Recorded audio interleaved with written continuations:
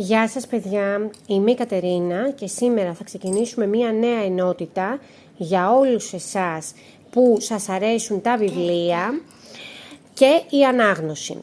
Έτσι λοιπόν σήμερα έχουμε ετοιμάσει ένα challenge των 15 ημερών και θα ξεκινήσουμε με το βιβλίο 7 ιστορίες για χορεύτριες. Εδώ δίπλα μου έχω και την βοηθό μου, την Νικολίνα, αλλά και την άλλη την κόρη μου, την πιο μεγάλη, την Μαρία. Πάρα πολύ ωραία. Και το πιο όμορφο δωμάτιο. Και ένα λεωφορείο σταμάτησε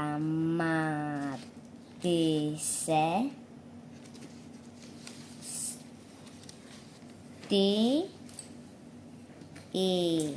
είσοδο της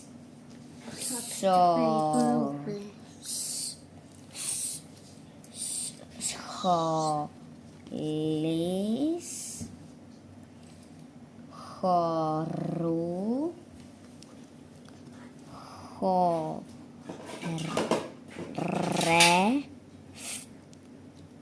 του.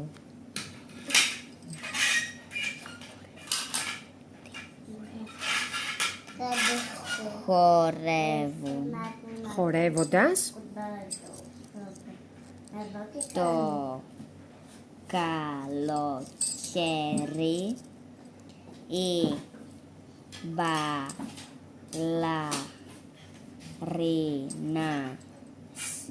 μπαλαρίνες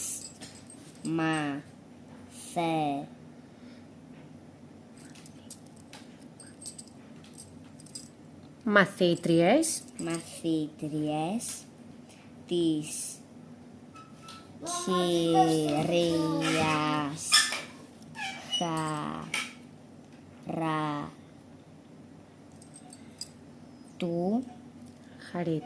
Χαρίτου κατεβήκαν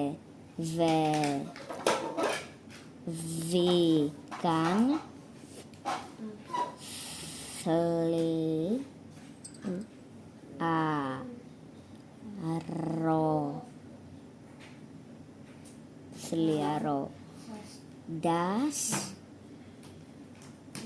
όλο χαρά. Πολύ ωραία. Αυτή λοιπόν ήταν η πρώτη σελίδα από αυτό το παραμύθι και πάμε στην επόμενη σελίδα που θα γυρίσει τώρα η Μαρία. Γύρισε Μαρία τη σελίδα. Και τώρα λοιπόν συνεχίζουμε στην επόμενη σελίδα.